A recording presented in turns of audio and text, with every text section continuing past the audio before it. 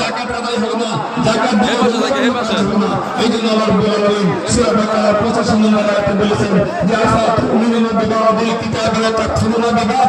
এই কিতাবের এই কোরআনের যারা কিছু অংশ মানবে, কিছু অংশকে অমান্য করবে, দুনিয়ার জীবনের লাঞ্ছনা, আখিরাতের কঠিন আযাবে নিবেদিত হতে হবে। শুধুমাত্র নামাজ, রোজা, হজ, যাকাত মানলেন, আর কিছু মানতে হবে না। আল্লাহ রোজার মাসে আমাদেরকে কিছু কাজ করতে বলেছেন, কিছু কাজকে নিষেধ করেছেন। নামাজে আমাদেরকে আহকাম আরকান 13 ফরজ আর ওয়াজিব হলো 14টা, এই 27টা কাজ আমাদেরকে করতে বলেছেন, আর নিষেধ করেছেন 20টা কাজ করা যাবে না। ওই 20টা কাজ করলে নামাজ ভঙ্গ হয়ে যাবে। সুতরাং আল্লাহ আমাদের জন্য সুদ হারাম করেছেন, ঘুষ হারাম করেছেন, চাঁদাবাজি হারাম করেছেন, চুরি ডাকাতি হারাম করেছেন। আমরা রোজা রাখলাম, আবার যদি হারামে জড়িত হতে বললাম, এই রোজা আমাদের জন্য কোনো কাজে আসবে না।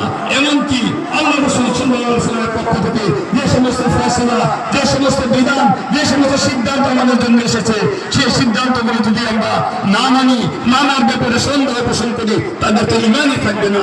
আল্লাহ রাব্বুল আলামিন বলেছেন, ফালা রাব্বিকা লা ইউমিনুনা হাত্তা ইউহাক্কিমুক। হে মুহাম্মদ, তোমার রবের কসম, তারা তো কখনো মুমিন হতে পারবে না যতক্ষণ পর্যন্ত না তারা সর্বাবস্থায়, সর্ববিষয়ে তুমি নবী মুহাম্মদকে সিদ্ধান্তকারী হিসেবে মানতে না পারে। সুতরাং রাসূলকে পরিপূর্ণভাবে মানার জন্য, কোরআনকে পরিপূর্ণভাবে মানার জন্য ইসলামী সমাজ বিনির্মাণ ছাড়া, কোরআনের রাষ্ট্র প্রতিষ্ঠা ছাড়া কখনো সম্ভব হবে না।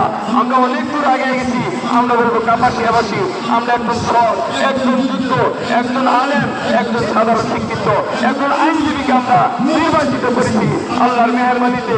তার দ্বারা কাপাসিয়াবাসী সুফল ভোগ করবেন। কিছুদিনের মধ্যে আপনারা সুফল পাওয়ার চেষ্টা টের পাবেন। এই রাষ্ট্র, এই সমাজটাকে আমরা দাদাবাজ মুক্ত করবো, আমরা মাদক মুক্ত করবো। এই ব্যাপারে এমপির একা সম্ভব নয়, আপনাদের সার্বিক সহযোগিতা লাগবে এই সমাজটাকে পরিবর্তন করার জন্য। আল্লাহ